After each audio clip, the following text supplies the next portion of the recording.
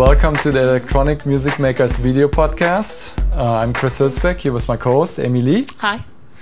And today we have a great show. We have the guests here, Organamatronic. They're a group that do amazing things with live looping and electronics and real instruments. And so let's go right to it.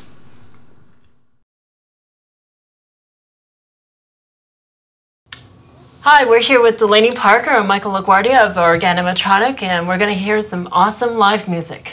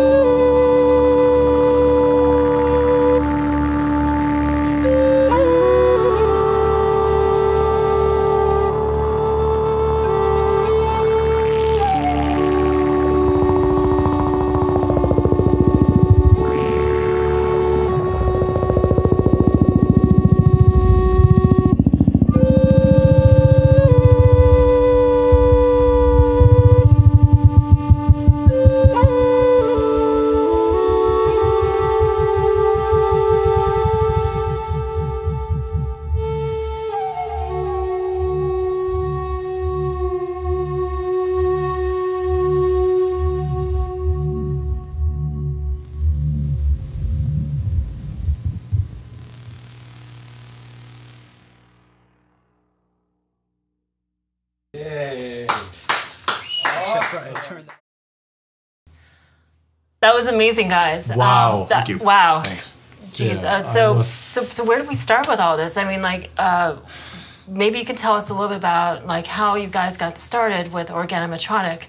How did you meet? Well, we actually met at work. At Live Ops, we were in cubes that were pretty close, Yep. and I noticed that Michael had instruments in his cube. Like every day it was something different. It would be a guitar, the hung, different things, and he also had like a guitar amp with effects stacked on top of it and all this stuff. And so I could tell he was into music, and I was into music too. And so we just started, talking about different things, looping and jamming, and it just sort of went from there. Well, yeah, and then we actually just found an unused conference room, I think, at the company, and piled some instruments in there. And I think the first things that we didn't do any looping. It was just straight drum kit with guitar, and I think we grew out of that quickly. I think after the first jam, we said, let's get that looper involved, because there's only two of us. And how long ago was that? Oh gosh, what, 4 years ago now? 5 At least 4 or 5 years ago. Yeah, we've been doing this for a while now. Yeah, and you started out with the Jam Man. Yeah, we started with the Lexicon Jam Man. I had this, since college, since they first came out. I had, it was the original 16, it was probably 16 seconds. meg, 16 seconds. Something like that. I remember it had a memory upgrade where you could... And I went and I remember going to Fry's and buying the extra DRAM chip and going in and taking apart my Jam Man and sticking it in so I could get from 16 seconds to 32 seconds that was the big deal. Of recordable length. I know those times. Yeah, exactly. Yeah. And so you set up in this conference room with the Jam Man, and so what instruments did you use, and what were you using, Delaney, as well? So I think I just had some percussion stuff, and you had like guitar. It was drums and guitar. Yeah, it was. We didn't even have a bass. No, we didn't. It was just guitar. It was just drums and guitar at that point. And so the guitar was going through the Jam Man. The drums weren't being looped at all. I was just playing along. Yep. And we did that a few times actually, and that was a lot of fun. And then you said, "Hey, I've got this thing, and maybe it'll work, and why don't we try this?" Yeah, and I was like, "It's like a Jam Man, just souped up a better. little bit." So that was the live software? Yeah, that's live. Yeah. Awesome. So now we're looking at live here. Well, what's kind of the setup that you guys have going on here? So for live, I mean, it's a pretty simple setup for live, really. So the Jam Man, going back to that for a second, it could loop, but it only had one track, effectively. So you would lay a loop down, and then you could put it in overdub mode, and you could add to it.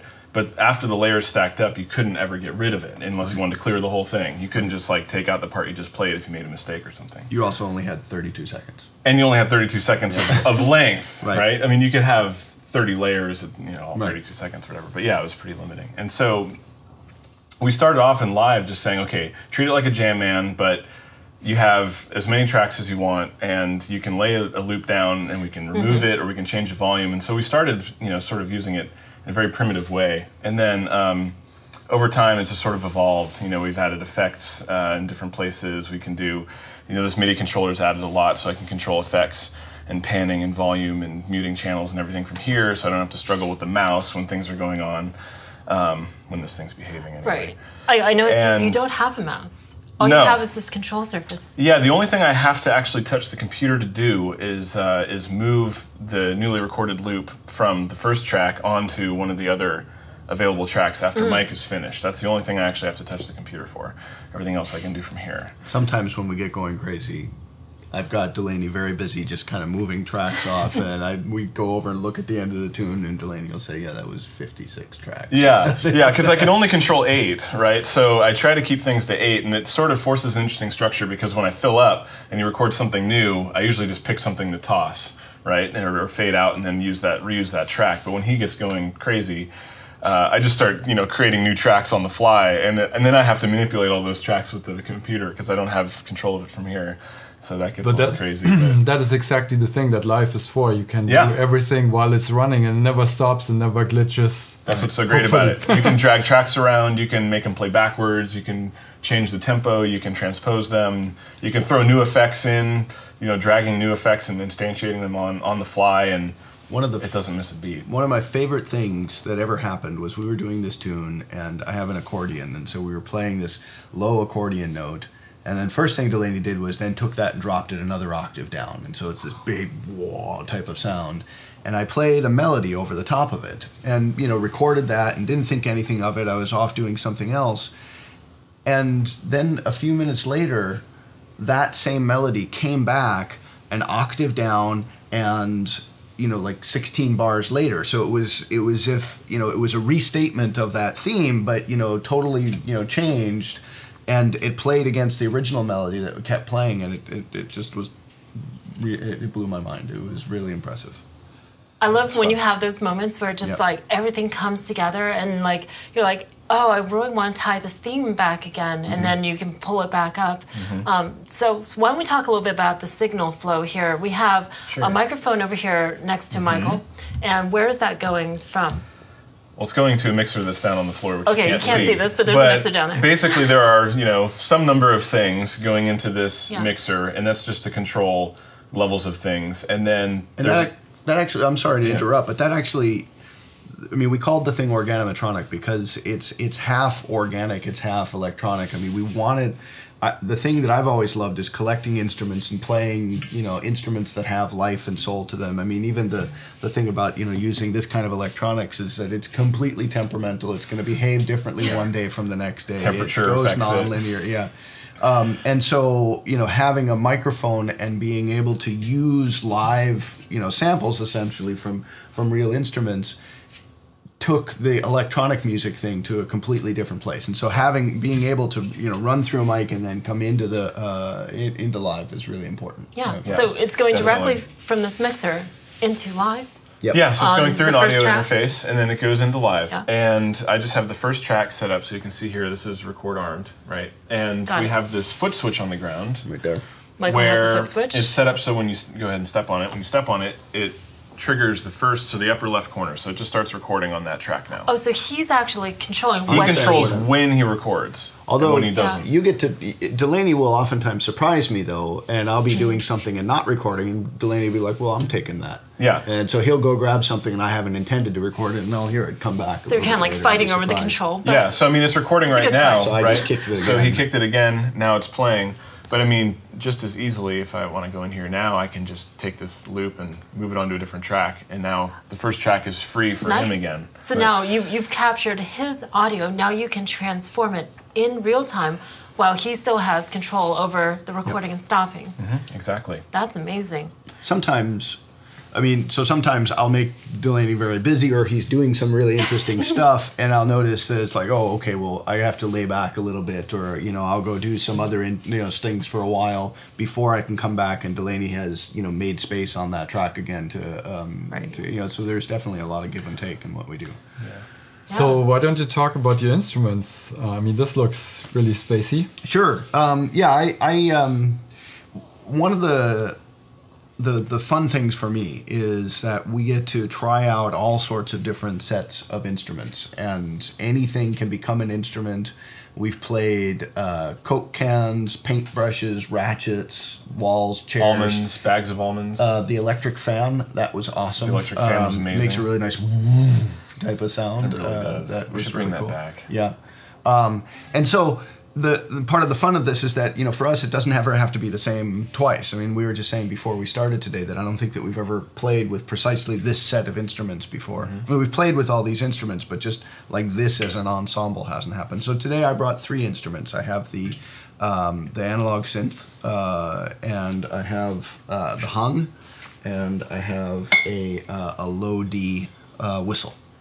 And so, that's what we used to make the. It sounded amazing, fascinating. Yeah, I mean, we spent a little bit yesterday talking about, all right, well, what are we going to use? And partly, for picking these was I knew that you can get a lot of sound out of this very quickly.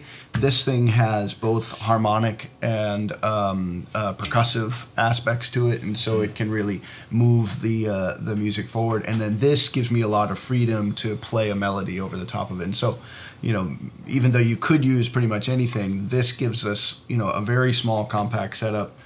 Yeah.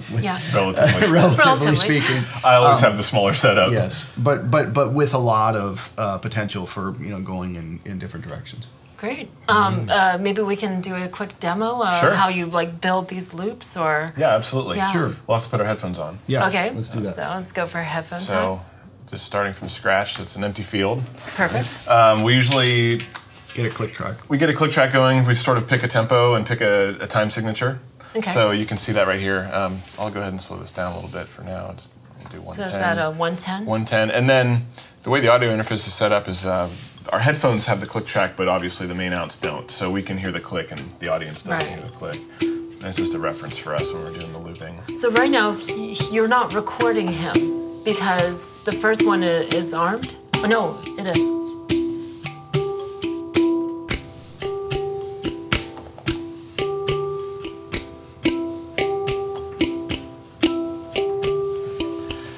So that loop's playing. Okay. So at this point, I can just move it somewhere else. While he's still playing? While he's playing, because there's actually a scratch track that passes the mic through to the PA, even if track 1 is occupied. And then, so now he's recording something else here. This one's still playing here. He just finished this one up. My talking is getting into the recording, but that's, we'll roll with it. It's a remix. Yeah, it's a remix, exactly. And then from here I can add effects, delay, reverb. So you've already pre-assigned all these knobs to your effects. Yeah, so there's a lot of prep work in getting this all mapped. If you go into the MIDI mapping, there's a whole bunch of stuff. Nice.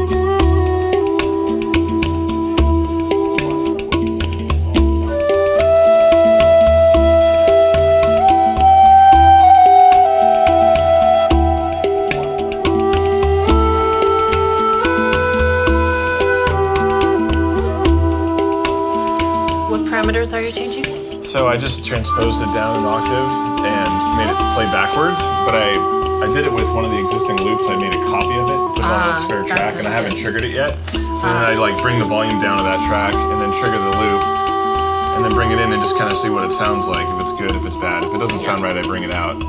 So there's no real previewing in this case, you're just kind of working with it. Yeah, I mean, you can, in live you can do cueing, right? I mean the click's going to a cue track. But I find that there's just so much going on when we're recording that I don't have time to do a lot of previewing. I just sort of have to go with my gut. And there is a lot of experimentation. You know, you bring something up and that doesn't sound so good. So you bring it back down and then you make some adjustments and you bring it back and see what it sounds like, you know. And when you're in the middle of thinking about that, Mike's throwing loops at you. And, you know, it's fun. I like all the spoken word in this one. This is kind of like that. It's like, that's going to be interesting. It's pretty cool. Yeah. So one of the nice things I'm seeing you're doing is that basically you're capturing all this audio material and you're able to like do something with it now, or park it on the side for later, mix and match, and then really construct this really rich live performance. Wow. And you know, a big part of it too is that it's all improvised, right? You know, we make it up entirely as we go along, and so that to us is, you know, the challenge and the fun, because each time we go, we're exploring new country, and we haven't heard any of this before, and another part of the challenge is to make it new and different, and not just kind of do the same stuff over and over again. And so, like, hearing, for example, you know, the voice coming out in this is like, oh wow, that's actually kind of cool. You know, that's another thing that we can use. Or like, you know, when we were at the Maker Faire last year, happened to have a paintbrush, and we found out that a paintbrush held right up against a mic and then flicked makes just this awesome bass drum sound. But you couldn't have predicted that. No, you just never. Found out. I was just like, what happens if we do this? And I knew it would kind of do like a type of sound. But then it's like, and then Delaney used that and took just a particular piece of it and ran with it. Yeah, Maker Faire was a lot of fun because we were in this soundproof box. We had plexiglass walls. Yes. Yeah. Because, you know, we were inside, so the mics were picking up all sorts of crowd noise. And so we knew that was going to be a problem. So we built this 8 by 8 by 6 room. And then we wrote on the wall, on the plexiglass wall, point at something and we'll play it. Right? And so people would walk by and stop and sort of get this confused look on their face, and then point at like whatever, like the water bottle that we had, or the little bag of almonds that we were snacking on because we were in there all day, or the paintbrush or whatever, and we just, everything was fair game. Everything was fair game. Most people pointed at the cowbell. Yeah, I think we're not bringing the cowbell this year. People really like the cowbell. More cowbell, right? Always more cowbell. Exactly. Always. Yeah. There's already 4 tracks of cowbell in this song. I don't know what else we can do with it. Next year you're gonna bring something, bring even more toys. Yeah. Cool. Well, and that one particularly, both of us actually like to, build things and make instruments. And so at the Maker Faire in particular, we worked on trying to bring instruments that we had made, and did a lot with that. Yeah. So for the people that don't know, the Maker Faire it's kind of an annual like science and technology fair where people do everything from home-built crafts to musical projects to launching Diet Coke bottles and things like that. Large-scale sculptures. Tesla coil guitars. Tesla coil guitar. Things with fire. And it happens every year about May time frame. It's San Mateo Fair, California. Okay. And they actually they've now started doing multiple around the world. I mean, there's That one is in true. Detroit, there's San Antonio, I think, maybe. Yeah. But if people want to hear Organamatronic again, you guys will be there at the San Mateo edition. We think. I mean, You think. we've You're applied trying, again. We're assuming we didn't make too much of a mess, and we think that people liked it. We actually had a lot of our music show up in the videos that they shot at the fair last year. That's amazing. And so we're hoping that they accept us again. We're assuming they will. We wish you the best. When is that gonna be? That's May 18th, 19th, It's usually around the 20th, depending on where the weekend 23rd, is. somewhere around mid-May, Yeah. that weekend in the middle of May. I don't remember exactly when it was. We'll put up the URL and we'll give a couple links to the Organamatronic website and also to Maker Faire, and hopefully people will be able to hear you live sometime. Okay. That'd be fun. So it was wonderful having you, Delaney Parker, Thank you so much Michael for coming Guardia. in. This was really Yeah, awesome. it was fun. Yeah, it was a blast. Thanks. Thanks.